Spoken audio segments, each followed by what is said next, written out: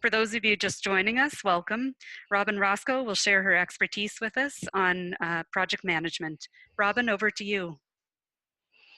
Thank you very much, Laura, and good morning or good afternoon to everyone joining us at the session today. As Laura said, I'm going to start this webinar series on an introduction to project management, and our topic today, we're going to look primarily at some key definitions and principles when thinking about good management of projects, particularly in a research environment. Some of the discussion that we'll have will be around the project scenarios, which I think were distributed to you in advance of the session today. So just really quickly as an overview of what we're going to get into in this series, the objective is to provide you with an introduction to the elements of project management. I'll be referring to some formal definitions of things, and these come from a document known as the Project Management Body of Knowledge, or PMBOK as we call it. This is kind of a standard operating procedures manual for project managers. I'll be specifically referring to version 2 of that document. It's gone through several iterations since I became a PMP, but the key definitions that we'll be looking at really don't change much over time, so that reference will be appropriate. And this session, as well as all of the sessions in the series, will be essentially a workshop format. There'll be lots of opportunity for you all to contribute to the discussion, particularly looking at the scenarios. And as Laura said, if you have any questions or comments along the way, please enter them in the chat box. I'm watching it live, so we can address any questions or concerns that you have as we move through the session today. So our learning objectives, I hope that everyone at the end of the series will know and understand the basic project management definitions and principles, but more importantly, be able to see ways to put those principles into practice in your research work, in any of the work that you're doing, maybe even in some projects in your own life that you're trying to work on. Some of these principles can be helpful just in keeping everything that we're doing more organized, more efficient, and effective. So we'll be looking at the principles of project management and then going through essentially the whole project life cycle from initiation right through to project closing. And today we're going to focus on those first two items, the principles of project management and then project initiation. We've already touched on what the case studies are. I wanted to start just by talking about why it's good to think about incorporating project management approaches into any of the work that you're doing, but particularly into research work. When we have everyone that works within a project familiar with and comfortable with and able to apply the principles of project management, we increase the likelihood of success of our project because we have better control over the scope and time of the work that we're doing, so how much work we're going to do and how long it's going to take. We have a good understanding of what the risks are to the success of our project, where might our work be challenged in terms of being successful, and we establish good communication throughout the project team, which is essential to the success of a project. And everyone who works on a project, whether or not they have the official role of being a project manager, everyone who plays a role within a project has the opportunity to contribute to the success of that project by applying good project management principles to their work and to the overall work of the project.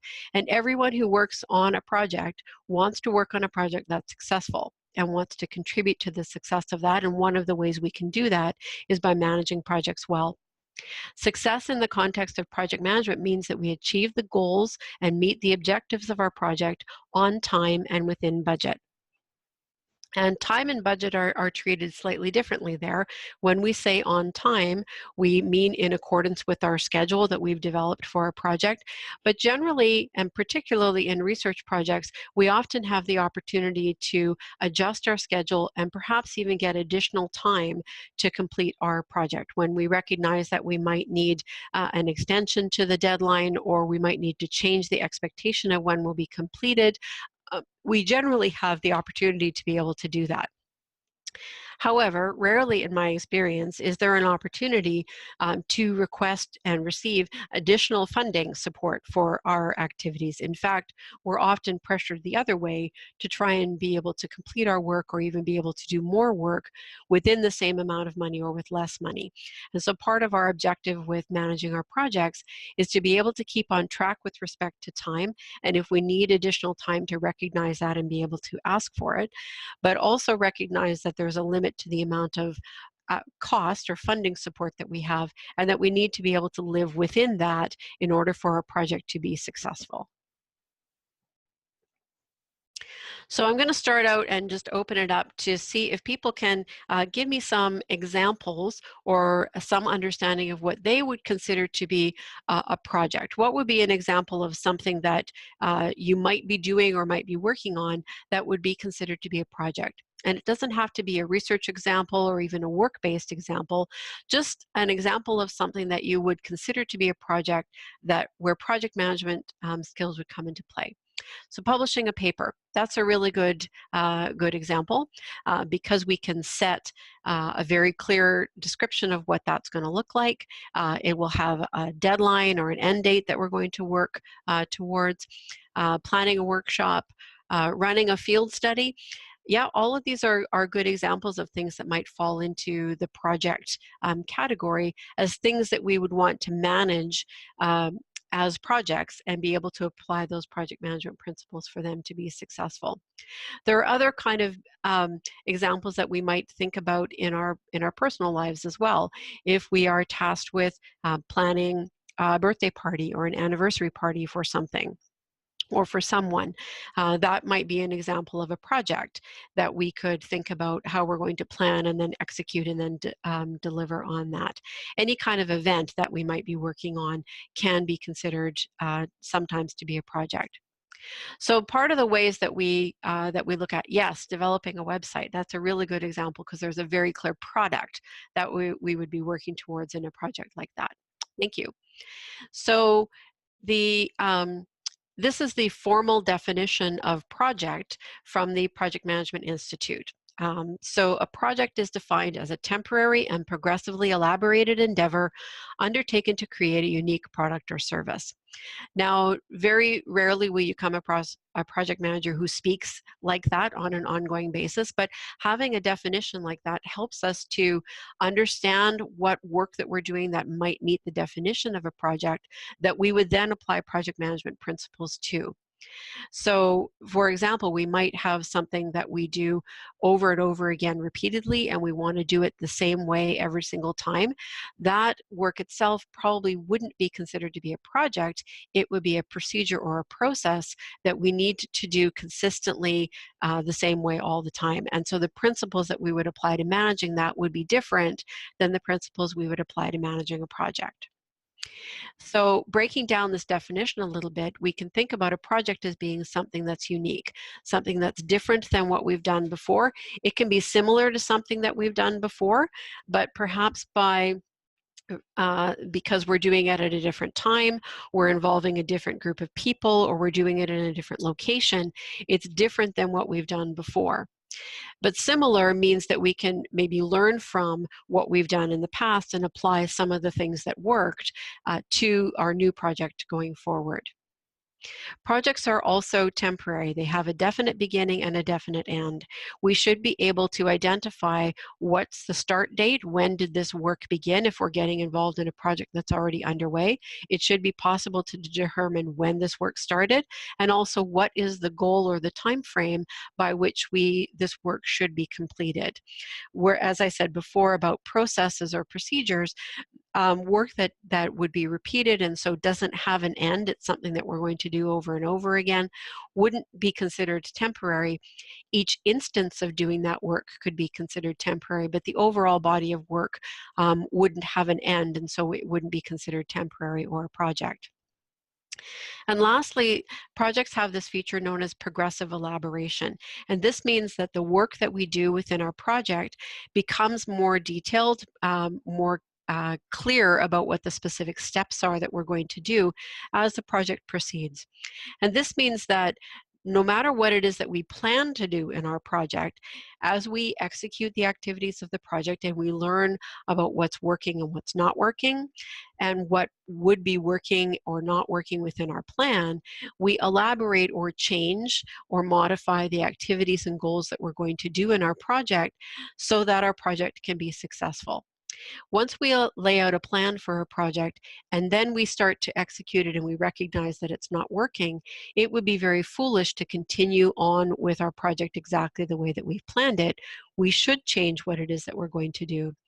What really doesn't change in progressive elaboration is the overall objective of what we're trying to accomplish. What we change in progressive elaboration is the way in which we accomplish those goals and objectives. So it's not about just doing whatever we want within our project. It's about controlling the processes that we're and steps that we're going to take to make sure that we achieve the objectives of our work. Excuse me. So project management then is the application of tools and techniques to meet project objectives. These tools and techniques would be the specific activities that we do within the project to manage the work. So not the work itself that goes on within the project to achieve the objectives, but the tools and techniques that we apply to help the project meet its objectives by managing it well. The objectives of our project are the things we define at the beginning as what it is that we are trying to achieve. And we're going to get into more detail about defining objectives later on in the session today. So projects can be thought of as having a life cycle because they have a definite beginning and a definite end. There's a point at which we start and a point at which we finish, and the project evolves over time through progressive elaboration from beginning to end. So the first phase of our project is the initiation phase. This is where we decide what work it is that we're going to do, work on defining what the objectives of our project are, and generally where the project team comes together and agrees that the work that they want to do is something they want to do together and understands what the benefits of that project work will be for the participants and the organizations involved. Once we've initiated our work and decided what our project will be, we then move on to the planning phase of the project. And this is where we work out the steps that we need to take for the work of the project, and also what will be the management activities that we will do within the project to help ensure that our project is successful. From the planning phase, we move on to the execution phase of the work. And this is where the work of the project happens, but we're alongside of executing the work of the project, we're also doing this phase called controlling and monitoring. We're monitoring the work that's happening in the execution phase of the project and comparing that to the work that we planned to do and asking the questions, are we on track with where we expect it to be in the project, where we think the project will take us, or what have we learned so far in the project about the future work that we need to do, and does any of that need to be changed or reconsidered? So we're monitoring the work and the execution, and then the controlling piece is when we compare the execution to the plan, are things going exactly the way we expected, in which case we continue to execute the plan as we laid it out? Or are things different than what we had expected, or have changes started to occur within the work, in which case we need to go back to our plan and progressively elaborate it to make sure that our project will still achieve our original objectives, that we'll still get to the place that we wanted to go with the project work that we're doing. This cycle of planning, execution, and controlling and monitoring happens throughout the life of the project until we have completed all of the activities of the project. Then we move on to the closing phase of the project. The closing phase is one that's most often skipped by projects, particularly research projects, but projects in general tend to skip this part. In the closing phase of the project, we want to look back at what was our original idea at the initiation phase. What was the thing that we were trying to do, and did we actually accomplish that? We may have completed all of the work, but did we actually address the thing that we started out to address in the project? Part of this is about making sure that all of the people who were involved in or had a role in or had expectations in our project got what they were looking for from the work. So we want to see, did we achieve all of those objectives? We also want to make sure that all of the work that is required in the project is actually completed.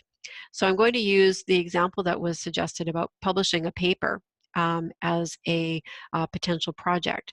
So once we do the work of all of the experiments and the writing and the collection of all of the data and the compilation of everything into publication format, and we submit it to the journal that we want to see it published in, we could consider that that work is completed. We've done all the writing and we've done our submission, and yay, we're good.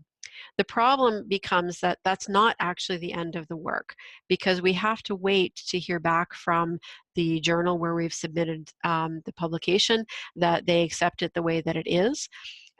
Even if they do, there are still some additional steps that are required. Perhaps we have to pay some fees. We might have to complete some forms or some other documentation for the journal. We might have to make some decisions about the journal that we've gone to. There are some additional fees associated with color figures. Maybe they want to have us on the cover of the journal, which means we have to provide some additional artwork and other information.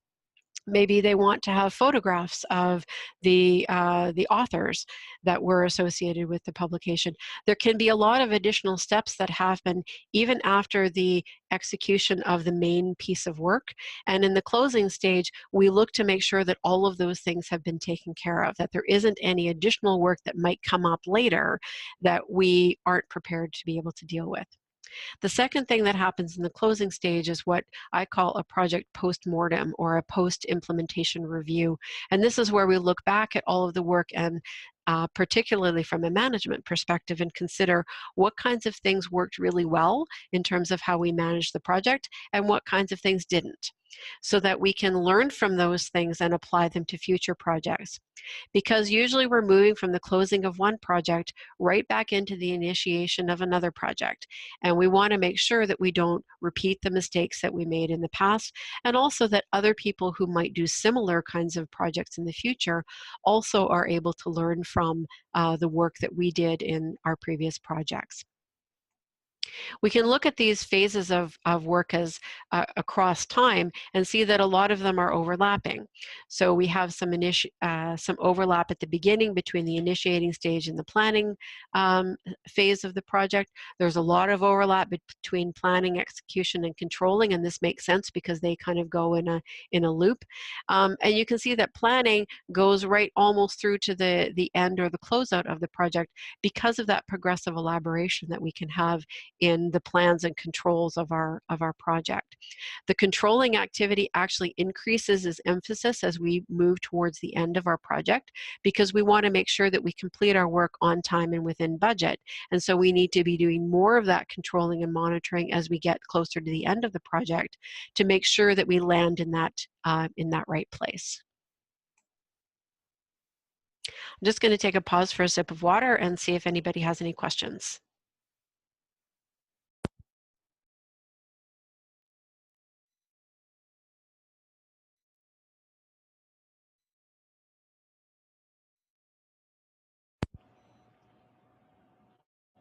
All right, moving on to that first phase of projects, we're going to look at what happens at the initiation phase of a project. The first thing we need to consider at the initiation phase is our strategic question, or our overall objective for our work. What exactly is the problem that we're trying to solve? Or sometimes in a research context, this can be, what is the question that we are trying to answer? And we need to have a pretty good idea of what that is, because that will inform all of the work and activities that we're going to do later on. Everything in our project should ultimately come back to, what is the problem that we're trying to solve? What is the question that we're trying to answer? And within that problem or question, we should be able to define both a short-term gain, the specific answer that we want to get out, or the specific solution that we want to see result from our work, but also a longer-term goal. How is this going to help us down the road? How is this knowledge going to inform later work that we're going to do? How is this tool that we've built to solve our problem going to be able to influence other activities that we're doing? So we want to make sure that we understand both of those levels, the short term and the long term. And then we need to ask this question: how will the project that we're going to do contribute to solving that problem or answering that question? And this is where we start to narrow down on what is the work that we are actually going to do. How will we describe the project that we're going to do to solve this problem? So we can think about this as the next step of initiation, which is the selection of the project. We think about our strategic question, the problem that we're trying to solve, and we come up with a whole bunch of different ideas by which we might be able to address that question. If we have something in our team or in our research environment that's not working very well, what are all of the various ways that we could possibly address that? And think about all of the different approaches that we could take. We then look at each one of those ideas or possible approaches to solving the problem, and we assess each one of them in terms of their feasibility. How likely is it that we're going to be able to do that? And how risky is it that we're either going to be successful or that that thing will actually solve the problem that we're trying to address?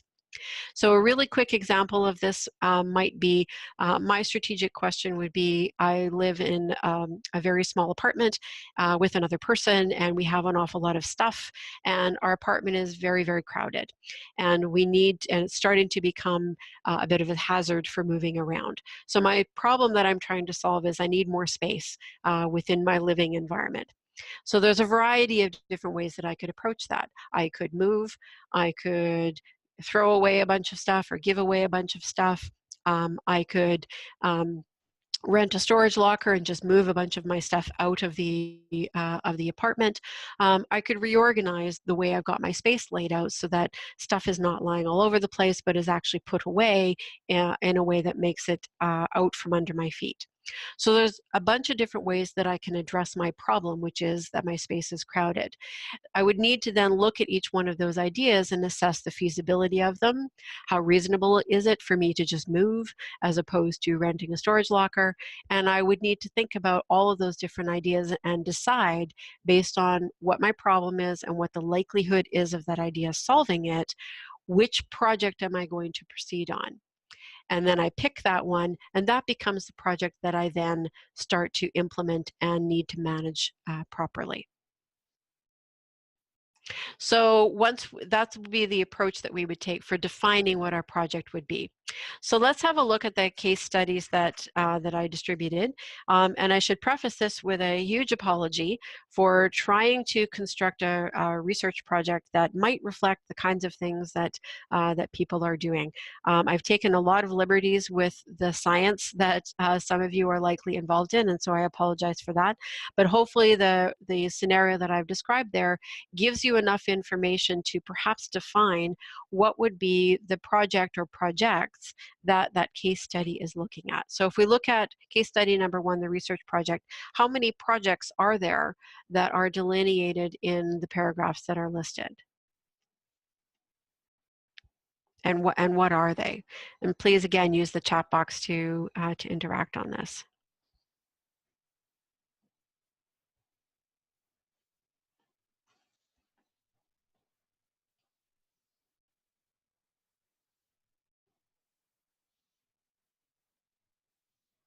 So if we look at case study number 1, the research project, and thinking about how we would define a project in terms of a temporary, progressively elaborated endeavor, within the description that's there, how many projects are described and what are they?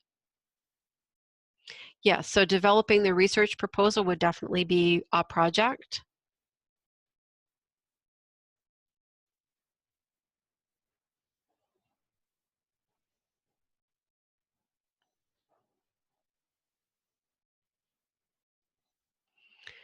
Researching the seal population would be a project, or could be considered to be a sub-project within the overall research.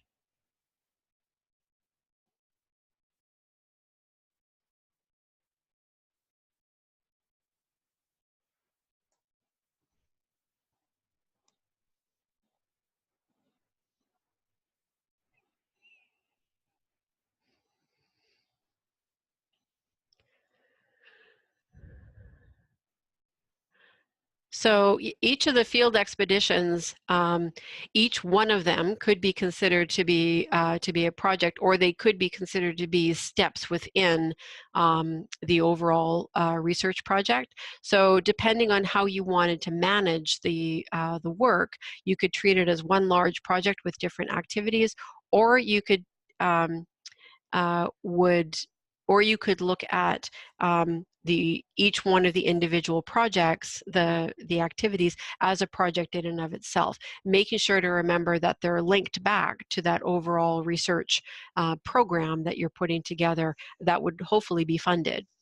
Developing and implementing the training component, yep, that could be a standalone project as well. When I look at this, I do consider it to be two projects. One is the work to develop and complete the funding application. None of the research activities can actually be conducted unless the work is successfully funded. So developing and putting together a grant application and a research proposal, that work in and of itself can be treated as a project. It has a definite beginning and an end. There's a deadline when you have to submit the proposal. You're going to evolve the project as you work on the writing of the proposal and decide what to include and not to include. There's different elements that need to go into the proposal. So all of that could be looked at as being a project and managed with a beginning and an end. The research work itself, once the funding is awarded, all of the research work itself could be treated as one big project with lots of different elements going on within it, or you could parse out the different things, the interviews with the people who live in the communities, the assessment of the animal population. Each one of those things could be treated as an independent project, bearing in mind that they're all linked together by this funding element, as well as the trainees that are going to be involved will likely touch on all of those different activities that are going to happen in the project. And so once you define that, what the project is, then you would develop all of your management activities around what you've defined as the project. So really quickly looking at case study number 3, which is relocating our office facilities. What exactly would we say is the project that we're doing in that case study, or are there multiple projects that are happening there?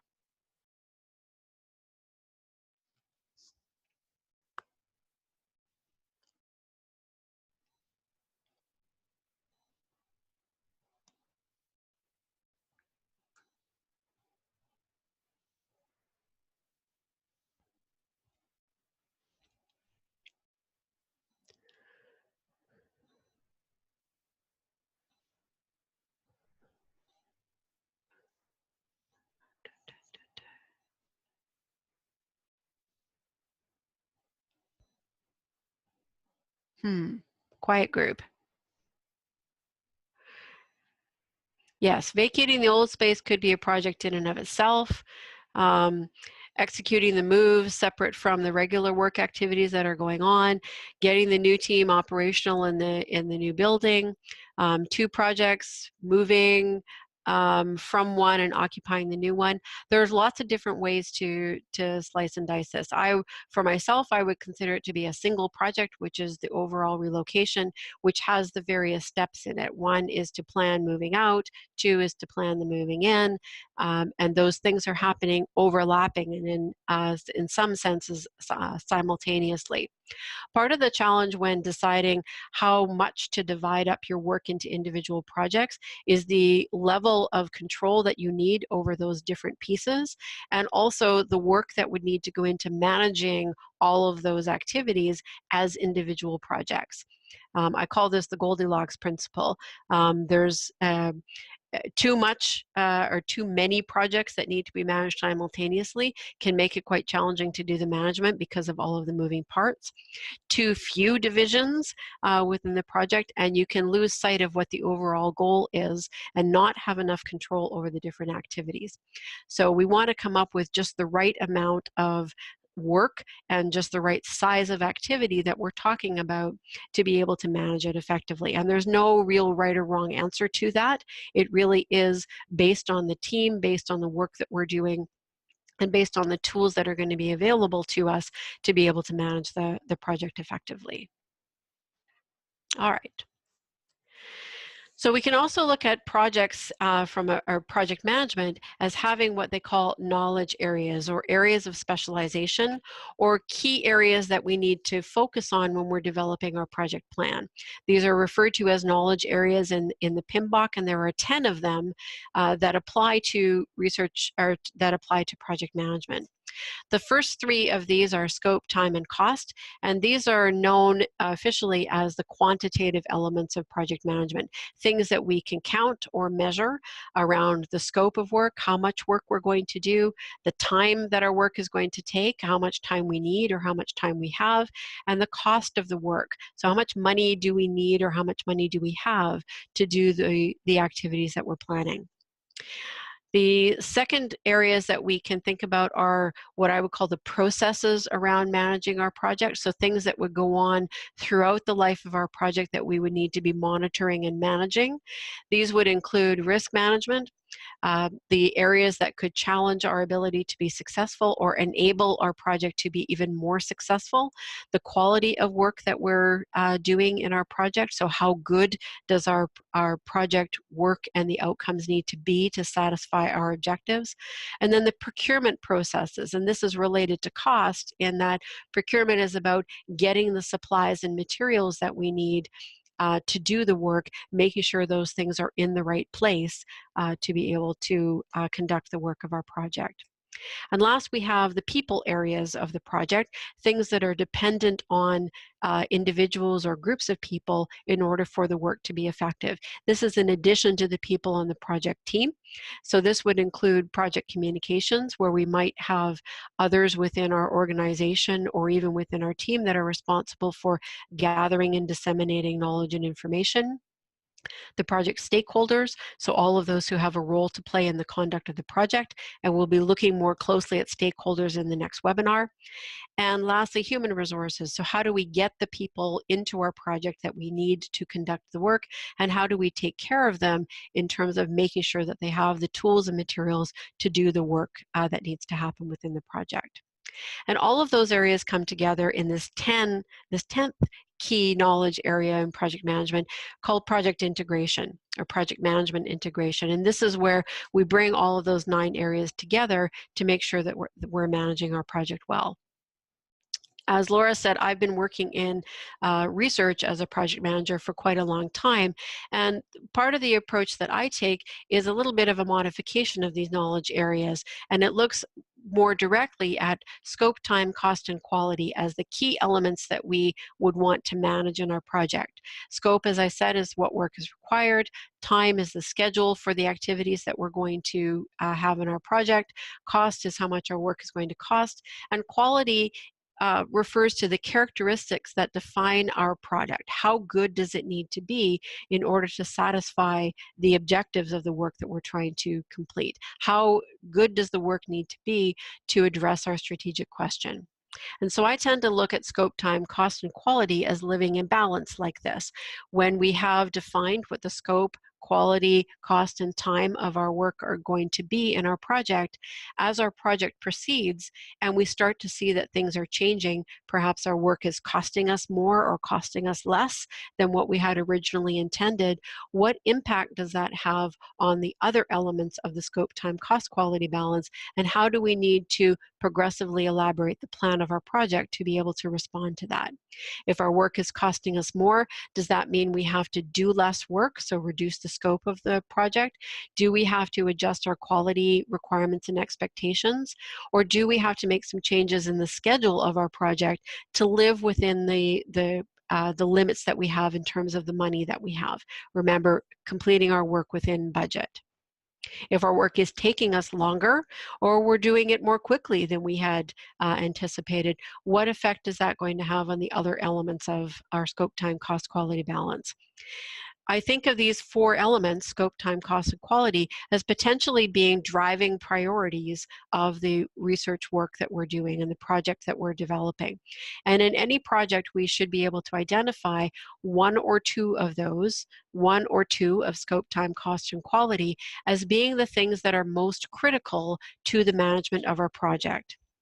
And these would be the elements where when we experience change or we have to implement change or progressively elaborate the work on our project, what would be the elements that we have the least flexibility in, or we want to maintain the most amount of control or stability in our project? And those would be the driving priorities, the things that are most critical that we have the least amount of change in our project. So if we think about our case study number 2, which is the trainee annual event, if we think about that particular project, what would we say would be the driving priority, or at most, the 2 driving priorities for that particular event? Would it be the scope of work, how much work we need to do? Is it the time, the schedule of the activities for that project? Is it how much the work is going to cost us? Or is it the quality of the work that we're going to do? Or is there some other priority that we need to think of that's outside of those 4?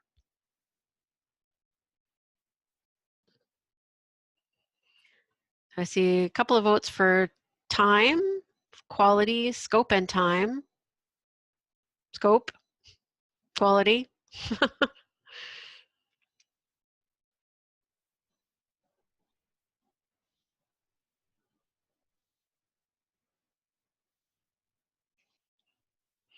Pretty much every single thing got a vote here. Time and cost, quality, scope. Yep, all of those things could be driving priorities. And again, when you're developing your project plan for this, it will be up to you, if you're tasked with being the project manager or the leader for this this activity, to decide what's going to be the driving priority. What is based on what the requirements are of the project, what the things are, the problem is that you're trying to solve, or the question that you're trying to answer. What will be the thing that's most critical that you will want to make sure you maintain around all of the other things that might be changing in the project? So for me, I've done a few of these kinds of events here in our agency, and so I would look at the driving priorities. The first one for me would be the time, and that would be because there is already a date that's been scheduled for this event. Whatever it is that we do with this particular event, it has to happen on June the 29th. I don't know why that's been picked, but that's the project that's been given to me, and so everything else that I do has to land on the event happening on that particular day. The second driving priority for me would be quality.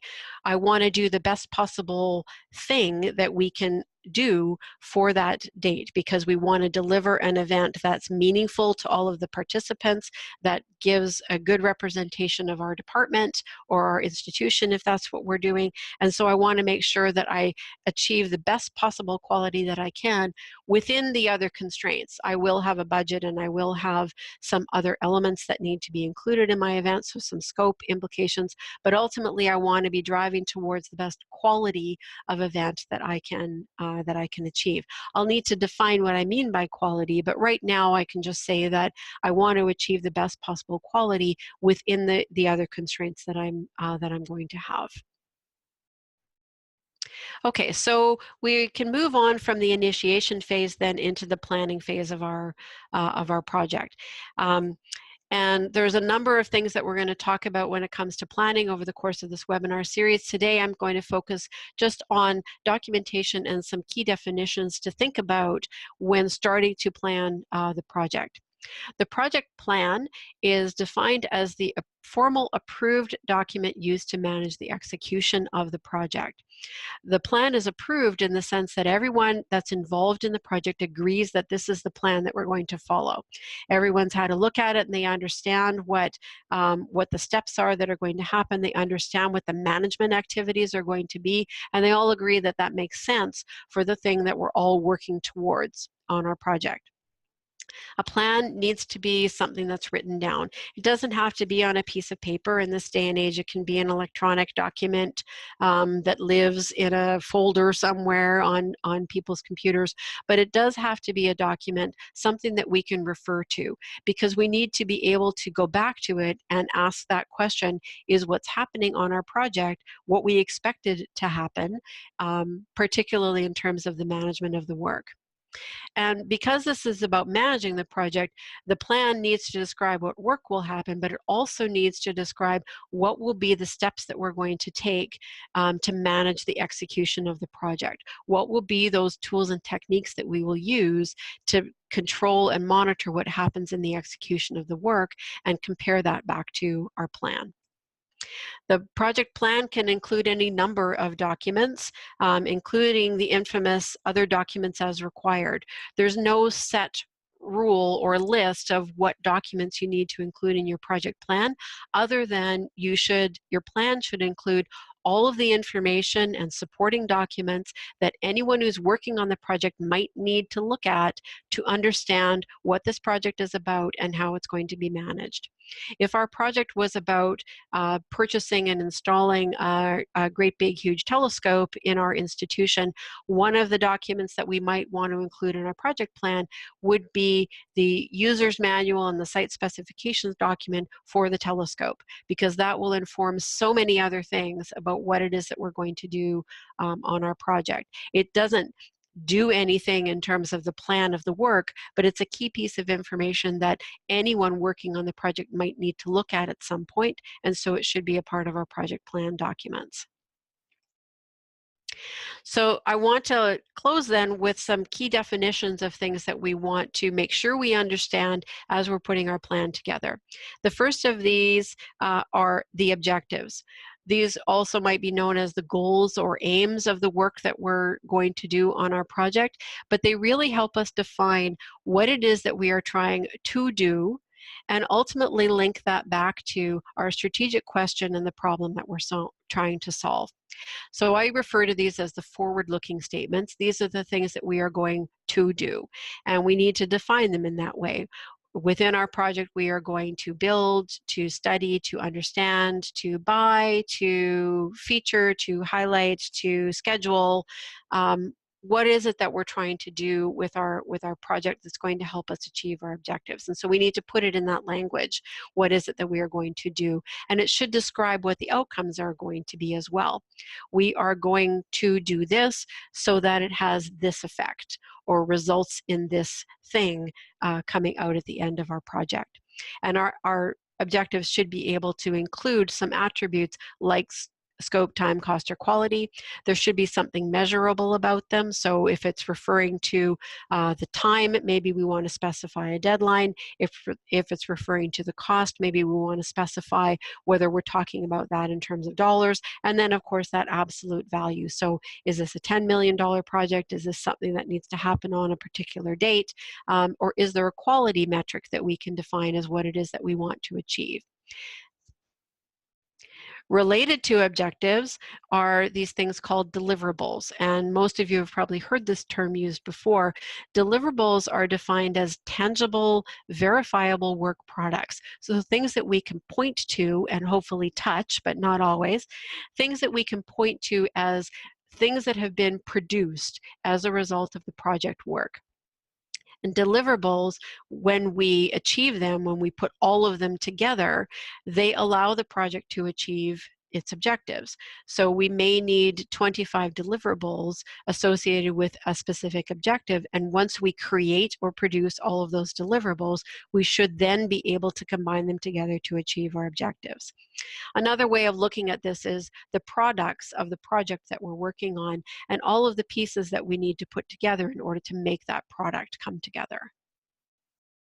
Another way to think about defining our goals, our objectives, and our deliverables is to think about them as SMART goals. Most of you have probably heard of SMART goals before. If you Google SMART goals, you'll find all kinds of variations on what the acronym means. This is my version of the acronym, the one that works for me in the work that I've done. But if you're going to take this kind of approach, find an approach to SMART goals that works for you and the team that you're working on as a way of defining the objectives and deliverables that you're trying to achieve. So in SMART goals, we need to make sure that our objectives are very specific, that anyone who looks at that is going to be able to understand exactly what we're talking about. There's enough information there that allows us to understand what we're trying to achieve or produce. Goals also need to be measurable, so we need to be able to count them or understand how big they are or how much work needs to go into them so that we can understand the level of effort that will be needed, how much money is going to be needed, etc., around the work that we're trying to do. Goals need to be agreed upon. Remember, a project plan is something that needs to be agreed upon, so all of the goals that are in it also need to be agreed upon. Goals should be recorded. Again, a project plan is something that needs to be documented, and goals should be something that are also recorded and documented so that we can revisit them and understand, is the work that we're doing aligning with what we wanted to be achieving in our project.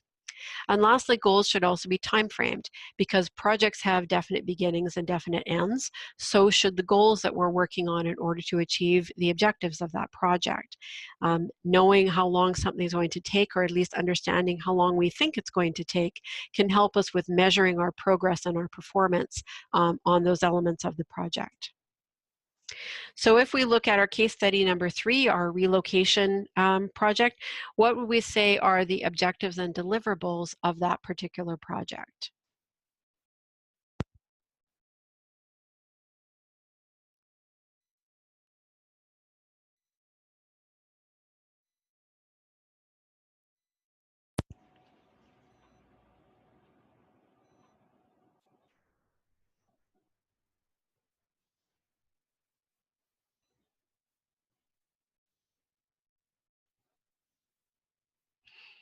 Yeah, so we need to be moved out by the 30th, so that would be one of our objectives.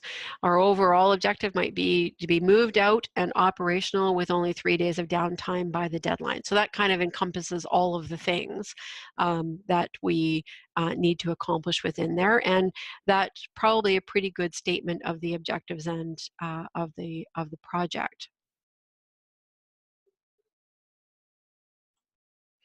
Give it a second in case anybody else wants to chime in.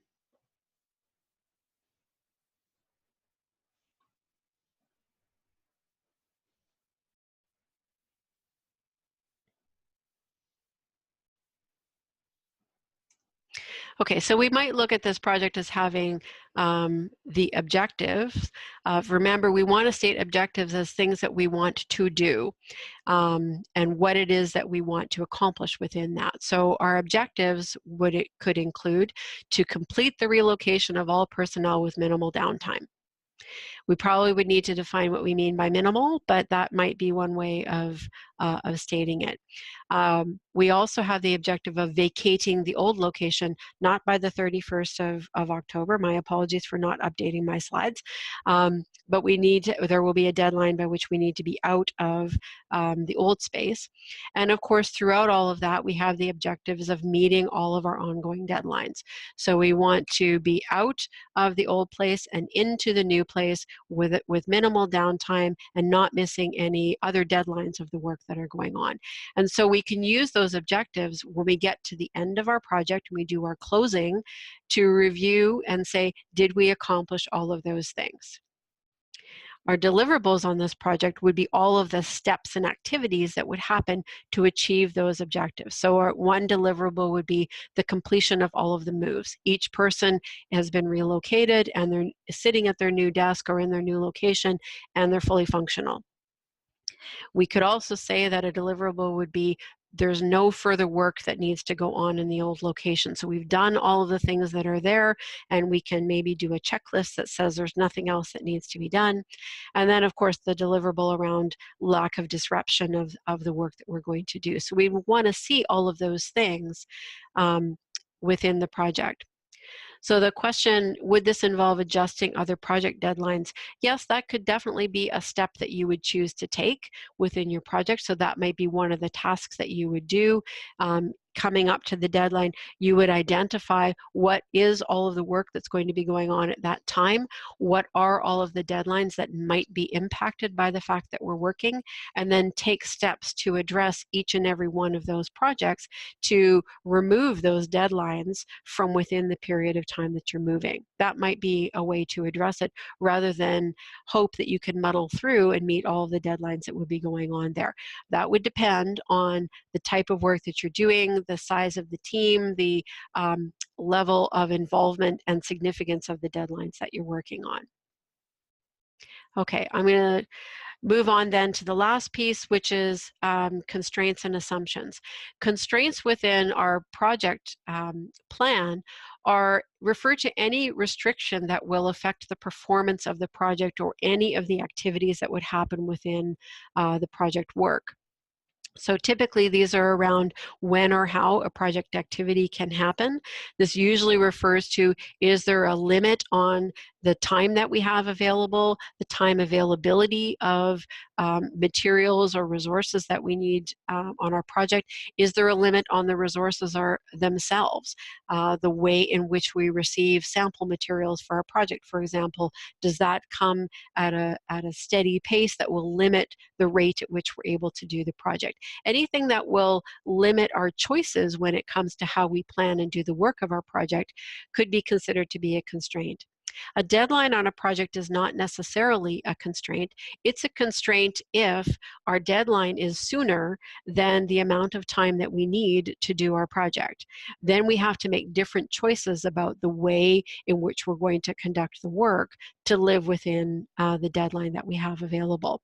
But if we have 2 days worth of work to do and our deadline is not until the end of June, then the deadline is not limiting our choices necessarily about when and how we're going to do that work. It doesn't mean we should wait until the last 2 days of June to do the work, but it does mean we have a lot more flexibility and less constraint or restriction on when and how we do that work. So here's an example of a constraint we might encounter in a project. We have one team member on our project who's able to do a particular piece of the work that's needed, and we know that this person is only available to our project 2 days a week. So the consequences of that will be, when it comes time to doing that work, we have to plan it at a rate of 2 days a week. If it turns out that there are 10 days worth of work that are needed in this type of activity, that means we have to allow 5 weeks in our project schedule for that work to happen, because it will happen at a rate of 2 days a week. That's the kind of constraint that we need to be aware of when we're planning. We don't necessarily know whether that constraint will affect our schedule, but we know that it could. And so we should be mindful of that constraint and include that information in our planning. Otherwise, we could take a different approach, which would be to change the resources and bring in another person or train another person to be able to do that, as long as we understand what the impact of that is. If cost is our driving priority, then maybe incurring additional cost to train another person is not something that we could take on within our project, but we would need to look at that and understand how that constraint affects what we're doing. The last piece to look at is assumptions. Assumptions refers to any guess that we might make about the activity where we don't know what the constraint is, but we have to make a guess or an assumption about how that will go. And this usually refers to things that have the potential to change over the course of the project. Again, access to resources can go up or down depending on where it is that we're doing our work. Projects that take place in the natural environment are often have to make considerable assumptions about access to those resources to be able to do the work. We also, in research projects, have to make assumptions about the outcomes of previous activities. We will be conducting experimental or research work in the early stages of our project, and the later pieces of work will depend on what we assume will be the outcomes of those earlier activities. And we need to be mindful in our plan that we might have to change what we're going to do if those initial experiments turn out differently than what we had thought. And all of these assumptions need to be monitored throughout the life of the project and adjusted as necessary. So again, if we have a limit on someone's availability in the project, if we make an assumption about what their availability will be, we need to then monitor that throughout the life of the project and make sure that that's correct, so that what we've put into our schedule and what we've put into our plans around those activities will actually happen in that way. If we learn that our assumption is incorrect, then we will know all of the places within our plan where that assumption applies and what other changes we then have to meet. I'm aware of that I've gone way over time, so I'm going to skip through to the end. My apologies for that. And just a real quick review of what we've gone over. We defined what we mean by a project. We've looked at the life cycle and driving priorities and knowledge areas, and we've defined some key definitions: objectives, deliverables, constraints, and assumptions. Next session, we'll focus on stakeholders and looking at risk assessment. And with that, I will open it up to questions. Thanks so much, Robin. If anyone does have any questions, you can type them in the chat box. Oh, there's one. What about contingency planning? Contingency planning is definitely something that you would include. It's probably one of the things that you would include around the assumptions, where you've made an assumption. You would then want to think about some of the contingencies. What if that doesn't work out? When we talk about risk assessment and risk management in the next section, we can touch on that again, because that's really where you would build in some of your contingencies. This is an area of uncertainty that I have in the project, and so what am I going to build in as a contingency in case that doesn't work? Will we be looking at closing of projects? Closing of projects is something we'll probably cover in the workshop at the conference. If that's something you're not going to be able to participate in and you'd like a little bit more information, please email me afterwards, after the webinar series, and I'd be happy to send you some more information. Planning and managing multiple projects. Wow, there's lots of tools and resources available for that, and it's probably a bit beyond the scope of what we're looking at here. But again, Rachel, if you'd like to contact me offline, I'd be happy to provide you with some resources and maybe learn a little bit more about what specific things you want to consider with the projects that you're managing. When would quality not be a primary focus? So one of the things I think you're all going to hear from me a lot over the course of these series is the phrase, it depends. It depends whether quality is the most important thing that you need to be doing, and whether there are other things that are more important within the project. So not that, and when we get into talking in a later session about quality, we'll get into more about what we mean by that. But probably a key thing to remember with quality is quality does not necessarily mean as good as humanly possible. It means as good as we need it to be in order to achieve the objectives of our work. So, for example, we could say that we're going to have lunch. I'm just going to pick something really simple. The quality of the lunch that we're going to have is driven by how much money do we have, how much time do we have, all of those kinds of things. But sometimes we need to just get some lunch, and it doesn't matter what it is as long as we have some. So that would be an example of where the quality of what we're having is less important than the scope of the work, which is making sure that we have lunch. And it might be driven by some of those other things, like how much do we want to spend and how much time we have. I apologize for the simplicity of that example, but it's intended to show that there are times when the quality of what we need to do is not as important as just doing it or meeting some other priorities like the time or the cost of what we're planning. Managing expectations of clients, supervisors, team members. Yes, I have lots of tips around that, but maybe we can touch on that in the next section when we look at all of those groups, supervisors, team members, etc., as stakeholders. And we'll talk about the difference between requirements and expectations. Managing vastly different projects. That's really where we get into it depends. A key thing with project management is you want to apply the tools that are appropriate for that particular that particular project. There's no point in having a very strictly managed and controlled project schedule when the time frame of the project is not that important. If we also have a project that's very short, we don't necessarily need to get into a lot of detail around risk assessment. Let's pick on the lunch example again. You wouldn't spend a lot of time thinking about managing the risk and who are the stakeholders that are going to be involved in that, because that type of project and the stakeholders that are involved don't require that level of management. We still need to think about those things. In fact, we probably do them unconsciously, but we do think about the scope, time, cost, and quality of our lunch project every day.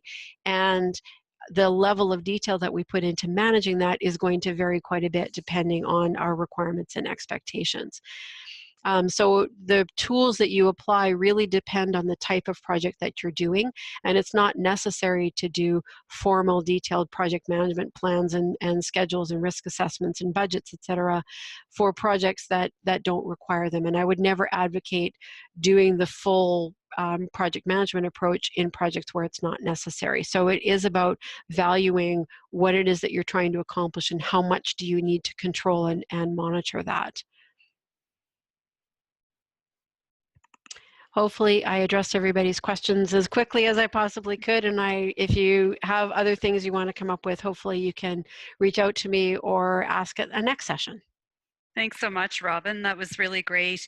And I think from the level of questions, you and I could talk about whether our next session maybe could be an hour and 15 minutes. Yes. And yeah, because there's a lot to do with this, and I've worked with project managers before, but I really like the approach. It's very clear to me the way you laid it out. Thanks everyone for joining us. I'm happy if you don't have Robin's email address, feel free to email me and I can connect you with her if you have questions. And I know she has some tools that she may want to share with attendees. So we'll get those out. And yeah, I hope everyone enjoyed the webinar and thanks for joining us. Have a great day. Thanks, everyone.